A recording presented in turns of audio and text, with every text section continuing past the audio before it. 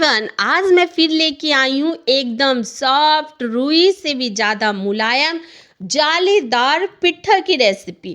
थोड़ा डिफरेंट तरीके से जो आप लोग को बहुत पसंद आएगा। और इसको बनाना एकदम आसान है। सिर्फ 2 सामान से इतना टेस्टी पिट्ठा आप घर पर बनाकर तैयार कर सकते हैं। तो चलिए बनाते हैं आज का ये मज़ेदार रेसिपी, जिसको बनाने के लिए सबसे पहले चाहिए सूजी। जी हाँ, आज मैं सूजी से बनाऊंगी। तो सूजी को यहाँ पर 1 बाउल सूजी लेकर मिक्सिंग बाउल में इसको डाल देंगे। जिस बाउल से सूजी लिए थे उससे थोड़ा छोटा बाउल से 1 बाउल चावल का आटा डालेंगे। चावल का आटा घर का हो या आप मार्केट से भी लाकर इसमें ऐड कर सकते हैं। हाफ टी स्पून नमक डालेंगे। ये सब डालने के बाद यहाँ पे जो पानी का यूज करेंगे वो गुनगुना पानी का यूज करेंगे। तो पानी यहाँ पे हल्का सा गुनगुना है। देखिए, मैं उंगली डाल के इसको टच की हूँ, बिल्कुल भी नहीं जला। तो बस यही पानी को हमें यूज़ करना है। तो पानी जब आप यूज़ करेंगे तो जिस बाउल से आप सूजी लिए थे सेम उसी बाउल से पानी आपको लेना है। और पानी लेके वही बाउल से हम पानी इसमें पूरा डाल देंगे। तो 1 बाउल पानी ऐड की हूँ। अब इसको अच्छे से क्या करेंगे, मिक्स करेंगे।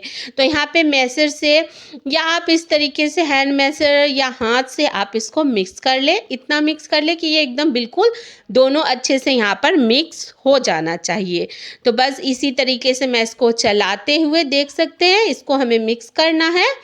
और ये देखिए कितना बढ़िया यहाँ पे मिक्स होने लगा है। इसी तरीके से हमें आपको क्या करना है, मिक्स कर लेना है। मुझे यहाँ पे बैटर थोड़ा सा ठीक लग रहा है, तो मैं क्या करूँगी, वो जो पानी बचा था वो आधा बाउल से थोड़ा कम ही पानी होगा, तो मैं वो पानी को यहाँ पे यूज़ करूँगी। मुझे ऐसा लग रहा है कि ये बैटर थोड़ा सा ठीक है, तो मैं यहाँ पे वो जो पानी है वो सारा पानी इसमें डाल देंगे। अब अच्छे से इसको दोबारा से मिक्स करेंगे। ये जो पिट्ठा है बहुत आसान है बनाना और बहुत ईजी है। जो मैं पिट्ठा की रेसिपी पहले डाली थी, यानी दूध पुआ की रेसिपी जो डाली हूँ, वो 4 लाख से भी प्लस लोग देखे हैं और बहुत अच्छा लगा उन्हें। और उन्होंने कमेंट करके भी मुझे बताया कि अच्छा लगा और कहाँ-कहाँ से देख रहे हैं मेरी रेसिपी। तो मुझे उम्मीद है ये रेसिपी भी आप लोग को बहुत पसंद आएगी। और मुझे कमेंट में अपना शहर का नाम और अपना नाम भी ज़रूर बताइएगा। मिक्स करने के बाद यहाँ पर एक मिक्सिंग बाउल में मिक्स किए थे। अब यहाँ पे एक जार में हम इसको ऐड कर देंगे।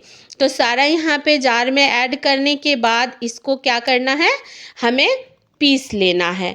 तो इसे हम एकदम बारीक, एकदम स्मूथ यहाँ पर पीस लेना है, जिससे एकदम ये फ्लफी हो जाएगा।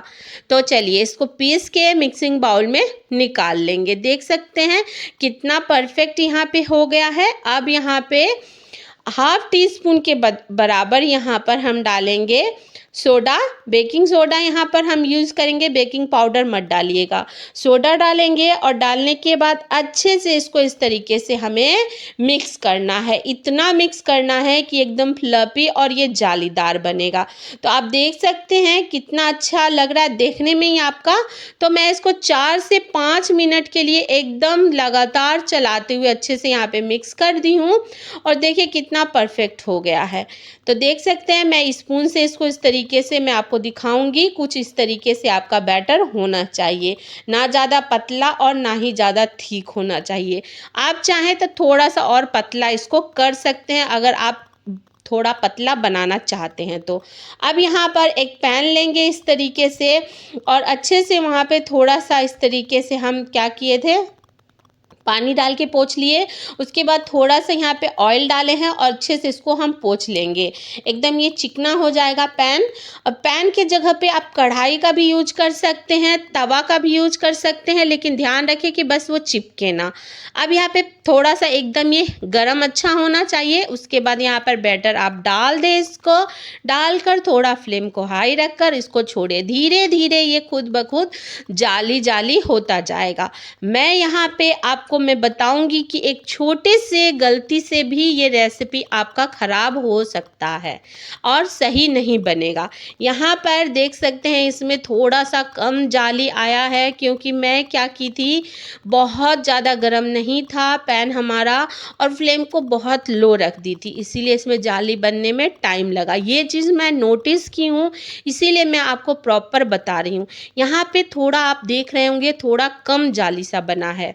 दोबारा बैच में भी मैं यही गलती की थी कि मैं फ्लेम को लो ही रखी थी। मुझे लगा कि अगर ज़्यादा हाई करेंगे तो तुरंत ये जाली नहीं हो पाएगा और नीचे से जल जाएगा, लेकिन थोड़ा सा आपको हाई फ्लेम को रखना होगा, तब ये बहुत अच्छे से जाली बनेगा। सेम वही बैटर और वैसे ही मैं डालूंगी। अब मैं आपको दिखाऊंगी कि देखना ये कितना अच्छा बनेगा। यहाँ पे पैन को मैं बहुत अच्छे से गर्म कर दी थी, उसके बाद फ्लेम को थोड़ा हाई रख दी थी जब मैं डालूंगी। उसके बाद हाई फ्लेम पे जैसे हम थोड़ा हाई रखेंगे, देखिएगा ये कैसे अपने आप ये जो है कि इस तरीके से हो जाएगा। वही बैटर है, सेम बैटर है, लेकिन बस यहाँ पे थोड़ा सा आपको ये चीज़ का ध्यान रखना होगा, जब आप डालें थोड़ा सा फ्लेम को हाई रखें। जैसे जैसे इसमें बुलबुले इस तरीके से फूटने जाएंगे और ये जाली सा बनता जाएगा, उसके बाद फ्लेम को हल्का सा लो कर लेंगे और अच्छे से इसको पकने देंगे। और देखिए कुछ देर के बाद आपका ये एकदम ऊपर से ड्राई और नीचे से भी एकदम कलर अच्छे से आ गया है। और आप देख सकते हैं कितना जाली बना है, कितना परफेक्ट। आप ये बिल्कुल मत सोचिएगा कि मैं इसमें दोबारा कुछ मिक्स की हूँ, बिल्कुल भी नहीं की हूँ।